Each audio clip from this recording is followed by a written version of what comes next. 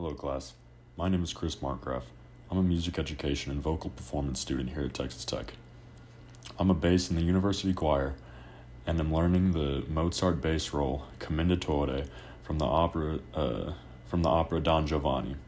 We'll be doing this opera in the spring.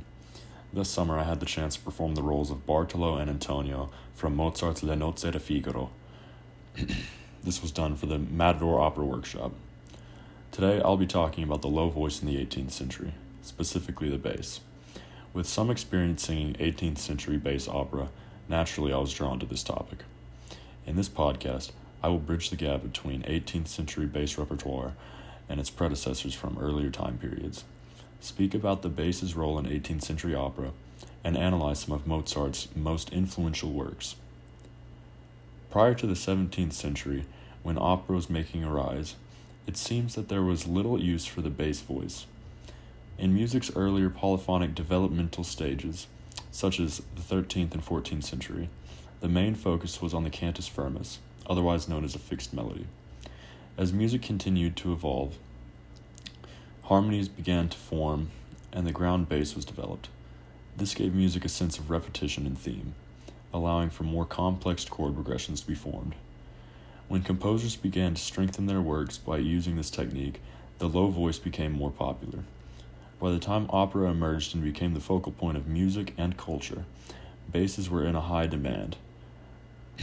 This was now being implemented in solo and ensemble settings, rather than just the latter, such as previous time periods.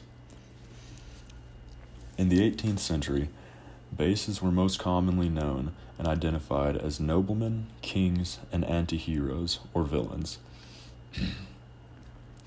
While this is true for many dramatic operas, in comedies, basses often find themselves being the very comedic roles.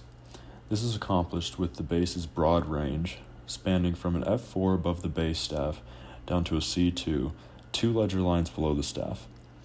With this impressive range, composers would have basses make ridiculous jumps and skips, or have them sing the lowest possible note at the punchline of a phrase to add comedic effect.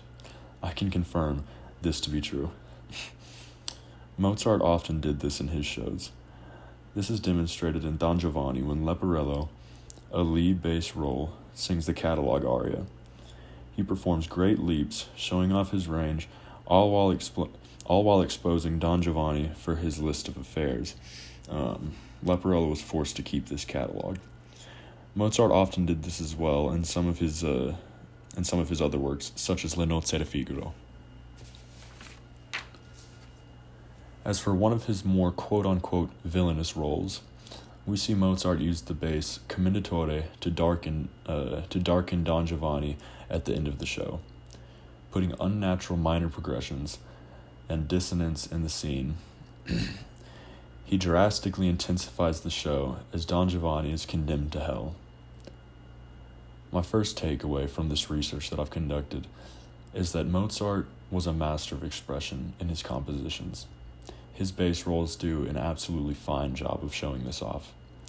Secondly, being that the implementation of bass voices is what helped music evolve to what it is now today.